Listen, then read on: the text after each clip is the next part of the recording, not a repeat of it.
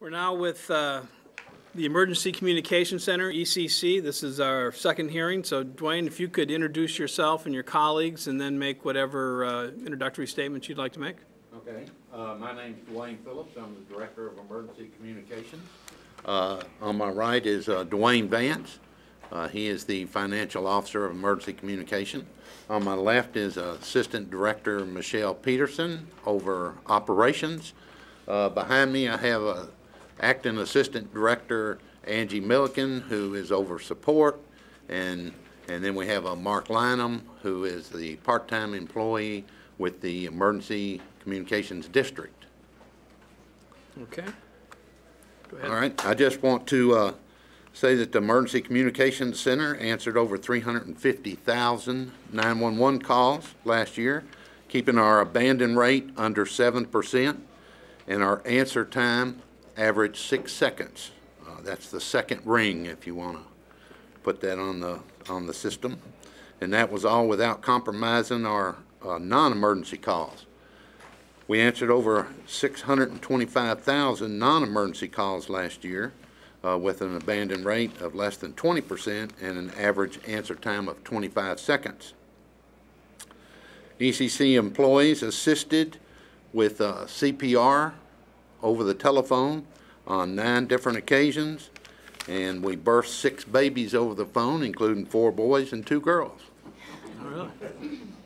Communications Center also. Congratulations. Thank you.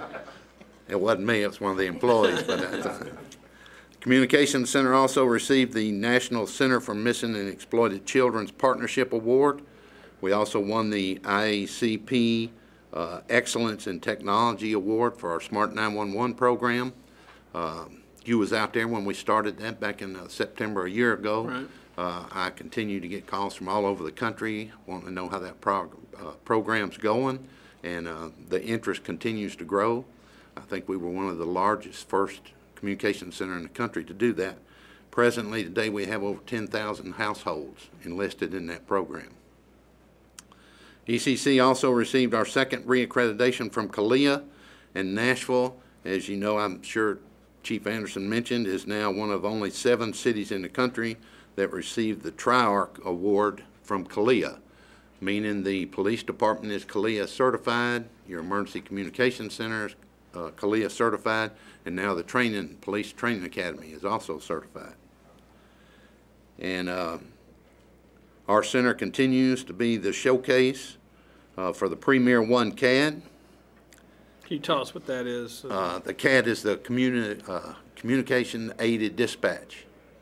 So when our call takers take the call, they enter the information into the CAD. It's then sent to the dispatcher, and he can relay that information from the CAD to the responding service in the field, whether it be police, fire, or EMS. Okay. And let's see, we also, the test site, the Tennessee Emergency Communications District is putting in the NG Next Generation 911 backbone across the entire state. It's recently gone online. Nobody's attached to it yet except maybe Brentwood, but we were one of the test sites for that, meaning that before the year's over, instead of working off of animated signals, we will be going to the next generation, which is digital. So, and we've had a lot of visits this year from other communications sites from all over the country and around the world to see our new Premier 1 CAD system in use. We also presently, our communication center is now also on the new P25 radio system, the $22 million radio system. The communication center is actually on the new system. We're just waiting for the radios to be issued to the police and fire personnel, and that'll be up and running before the end of the summer. Okay. Good. And tell us a little bit about where you are in the budget and what are you looking at next year? Okay. Our budget for this year, we're coming in again under budget for the 4th straight year. Isn't that right, Rich? I've heard nothing to the contrary, so I think so. It's good. Thank you. Good job. And Dwayne keeps a close account and keeps me advised all the time. And of course, Michelle watches over our overtime. That's been a big problem. I do want to mention that when Madison Precinct came online earlier this year, we were only given 3 FTEs to fill the 7 required to man a 24/7, 365 position. Mm-hmm. So we've had to pull people off the phones sometimes to be dispatching, which would slow down our answer time. So far it hasn't gotten critical, but we're coming up on our busy season, so I always worry about that, and that's where we're spending a lot of our overtime now going forward, but we still plan on coming in under budget.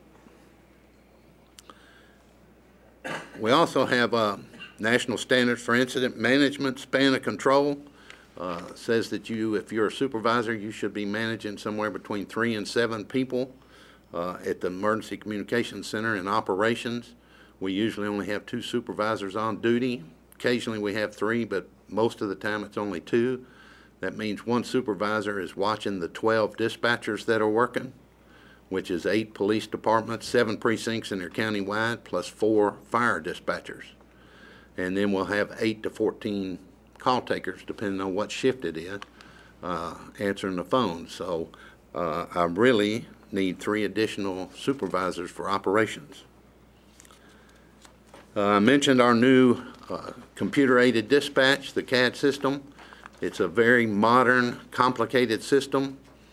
We were intending on coming and asking you for an additional person. We had a CAD administrator already assigned full-time to that. We were planning on coming and asking you for an applications analyst 2 to assist with that because it's such complicated and we really need to have redundancy. Since the time I started preparing this, we have lost our CAD administrator. Motorola found out how great he was and they hired him out from under us. So we put somebody in that position. That's a compliment. I hope so. I think it is. But I was afraid that was going to happen when they found out as much time as they've had to spend here in the last year. So we put somebody in his place, but he's still training, and more than ever, we really need 2 people in that position, not only for redundancy because of the complexity of that system. We do have somebody on special assignment, which makes us even shorter in operations working on that now.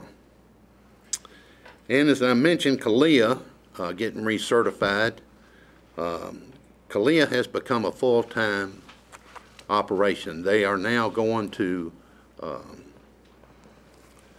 everything being electronic and all the files being electronic, which means they can monitor exactly when those files go into the system, so you almost have to have somebody in there full-time. That position needs to be a supervisor because it deals with policies and explaining to everybody else in the department how to follow proper procedures and policies. So I'm asking for a supervisor in that position. Presently, Manager Milliken is working not only as the CALEA person, but she also has TIES, which is related to the NCIC, quality assurance, all the recordings for the DA's office and the police department. She also handles the National Academy of Emergency Dispatch Quality Assurance Program. And she's presently acting as the Assistant Director over Support, so I could really use some help there. We're asking for 9, total of 9 FTEs. If we got all 9 of those, it's a total amount is $573,100 added to our budget. Even with these 9 FTEs and the 3 that you gave me last year, we still be under what we had, how we were staffed in 2008. Since the recession, we've lost 14 positions. Okay. When you came in this current position from the police department, I think one of the big issues that was confronting ECC was staff turnover and overtime issues, not where overtime was a negative, that people were getting much more overtime than they wanted and we're not getting adequate time off. Is that where we are? Where are we on that? Well, I think the morale's raised quite a bit since that time. We do not have mandatory overtime anymore. It's all voluntary. Michelle keeps a close eye on it so that we don't go over our budget. She also makes sure that it's distributed equally among the employees, and we're using a lot of those employees that are ET3s and ET2s, meaning they're police dispatch qualified, instead of using the trainers or the fire dispatch qualified for all the overtime. So that's reducing it tremendously. Okay. Rich, you have any? What's your overtime budget? You know, 500,000. 500,000 for overtime, okay. And as you think you'll be under that a little bit this year? Is that part of your savings? Yes. Okay. Greg? Oh, Well, could you talk a little bit about the response times a little bit? You mentioned the 6 seconds on the pickups, and what's the trends on all of that? And Okay, we have averaging about 6 seconds now. At one time, as the deputy mayor pointed out to me a couple of times, we were under 5 at one time, under 5 seconds. And now that's an average over the year. When it's real busy, it takes us a little bit longer. And for instance, if we have, say we have 10 employees answering the phone at 5 o'clock in the afternoon, we usually have 7 of those employees on 911 only. That's our main priority, is people that have life-threatening injuries. The other 3 will be in a queue, meaning if somebody calls 862-8600, we'll answer that phone. If we have more than 7 911 calls at one time, they will go into the queue and take over the top spots of that queue. So the next 3 available lines would go to those answering the 8600 number. So if there's a wreck at 65 and 24 at rush hour, we usually get 15 or 20 calls, at least. So we can answer 10 of those at a time, and then the rest of them will fall in there. Of course, we've got the computer-aided dispatch, so as soon as they give us the location and what happens, if they don't have any additional information, we can turn them off because we've already got it entered, and then we'll be able to go on to the next call. right. So, but in terms of the viewing audience, you can say that when someone calls 911, on average, their call is picked up within 6 seconds or within 2 rings. 2 rings, right at between the second and third ring. And you've also had a very good year, and since you've been there, in terms of achieving a variety of certifications and recognition for your work. We obviously, we're in the rainy season. We were up at your place during the hail situation, the tornado warnings a few weeks ago, and you do a good job, and I appreciate that. And I appreciate all the stability you've brought to your department. I mean, it's over time you lose track of things, but I remember you came into a difficult situation. You've done well with it, and I'm thankful for that. Chief Anderson or Chief Halford, who are involved in the management, do you have any questions or any comments you want to make? Or just that we're very thankful for the support we receive. Obviously, with the millions of calls that they answer, something does go wrong from time to time, but they're very quick to look into it and respond to us so that we can address it as we need to. But we're very thankful for the work they do. good. Chief Halford? I don't have any. Chief, since we just did your budget hearing, we talked about the addition of the Madison precinct and in the future the Midtown Hills precinct. It might be good, Dwayne, for a second for you to talk about how adding police officers and precincts impacts your operations and business. Okay.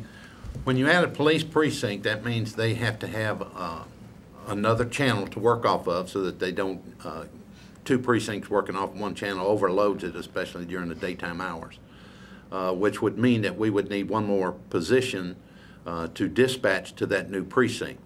1 position manned 24 hours a day, 7 days a week, 365 days a year requires 7 FTEs to fill that position. So that's what we would need when the new Midtown Hills comes in. And I want to remind you that it would also, and what happened to us last time, we were not able to start our training early enough. We train, it takes 6 weeks of school classroom training, then 3 months of on-the-job training for a person to be call taker qualified. So that's at least 4.5 months. It takes us 2 months to actually go through the hiring process. So we need about 7 or 8 months to get ready to be able to answer the phones before we can even start dispatching. So as you add a dispatch assigned to a precinct with its designated channel to staff that dispatch 365, 24/7, it takes 7 FTEs? That's correct. Is that an industry norm? That is. That's, Okay. I've gotten that from the finance department. Okay. All right. All right, well, thank you. Thank you.